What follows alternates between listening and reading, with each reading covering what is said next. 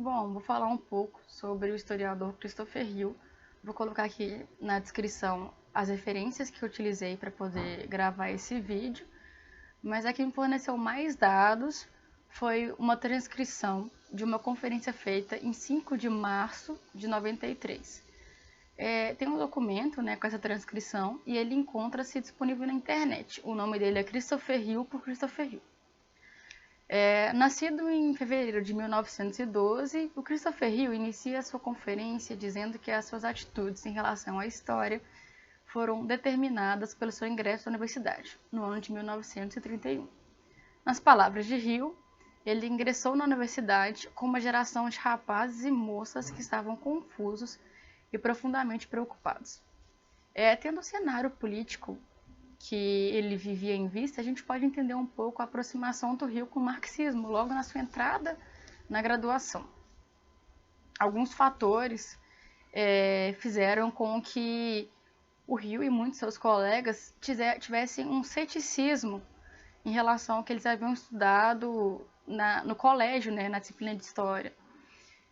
Entre esses fatores, a gente pode destacar o desemprego em massa na Inglaterra e também o medo de uma Segunda Guerra Mundial acontecer, né? Então, diante desse ceticismo em relação a uma história mais tradicional, a qual lhes foi apresentada no colégio, o marxismo tornou-se uma possibilidade de interpretação, diferente da que eles já estavam desacreditados. O Rio era muito comprometido com a política de esquerda e em 1934 ele conseguiu uma bolsa de estudos. Essa bolsa de estudos proporcionou passar o segundo ano da mesma no exterior. O Rio podia optar o país que ele quisesse, né? E ele optou ir para a União Soviética. Nesse mesmo período, o Rio tornou-se membro do Partido Comunista Britânico, no qual permaneceu até aproximadamente 1956. A gente pode analisar esse período, né, que o Rio esteve no Partido Comunista Britânico, como a época em que ele ingressou na graduação, né, juntamente com o início da ascensão nazista e fascista na Europa. E ele saiu mais ou menos quando a carta de Nikita Khrushchev, que denunciava os crimes de Stalin, foi exposta, né? O Nikita Khrushchev, em seu discurso, reafirmou sua crença nos ideais comunistas, invocando as ideias de Lenin. Mas ao passo que ele fazia isso, né, e se reafirmava como comunista, ele criticava o regime de Stalin. Eu peguei dois pequenos trechos dessa carta para a gente entender um pouco o que o Khrushchev estava falando. O primeiro trecho é o seguinte: Stalin descartou o método leninista de convencer e educar. Ele abandonou o método de luta ideológica em favor da violência, repressões em massa e terror. E outro trecho é: Stalin mostrou em toda uma série de casos sua intolerância, sua brutalidade e seu abuso de poder. Em vez de provar sua correção política e mobilizar as massas, muitas vezes ele escolheu o caminho da repressão e aniquilação física, não só contra os inimigos reais, mas também contra as pessoas que não tinham cometido qualquer crime contra o partido e o governo soviético. E aí é importante a gente ressaltar também que o Hill saiu do Partido Comunista Britânico em 56, mas ele continuou sendo um historiador marxista, né?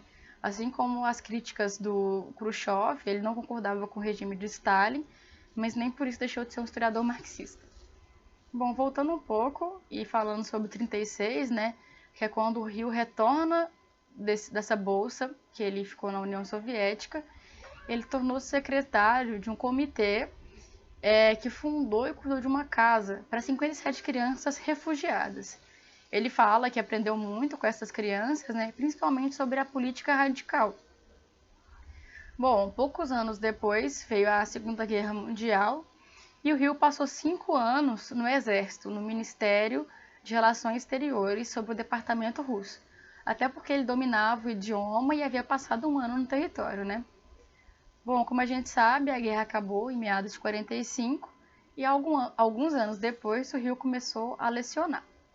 É um caso curioso e até divertido, né, que o Hill traz nessa conferência é quando ele fala sobre os aprendizados que ele teve como docente.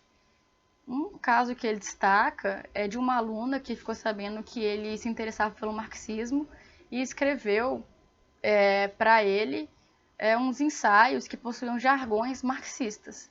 Ele ficou irritado com o que leu e na correção, ele fez a correção, né, dos ensaios, chamou a aluna e pediu que ela utilizasse umas fontes mais respeitáveis, e não Marx, Engels ou Lenin. Só que, para sua surpresa, a aluna respondeu ao professor dizendo que a citação que ele se referia estava num artigo escrito pelo próprio Hill. E ele fala que a partir desse acontecimento ele resolveu seguir o conselho que ele deu para essa aluna, né, de não focar em jargões do Marx, né, ou do Engels, mas escrever um pouco diferente e trazer convicções e ideias próximas para o fazer acadêmico. Em 1965, ele começou a dar aula em Oxford, onde lecionou até 1978. Nessa conferência do Rio também, a gente consegue pensar um pouco de uma possível relação do Rio com a Perrault, que a gente viu anteriormente, né? No final da conferência dele, ao estudar a Guerra Civil Inglesa, ele levantou a luta dos niveladores, que era um grupo inglês, né, que indicavam, entre outras coisas, o voto universal masculino. Esse grupo defendia ideias de justiça e igualdade social.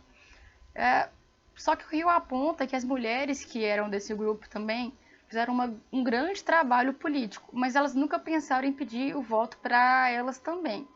E por que não, né? O Rio começa a questionar isso.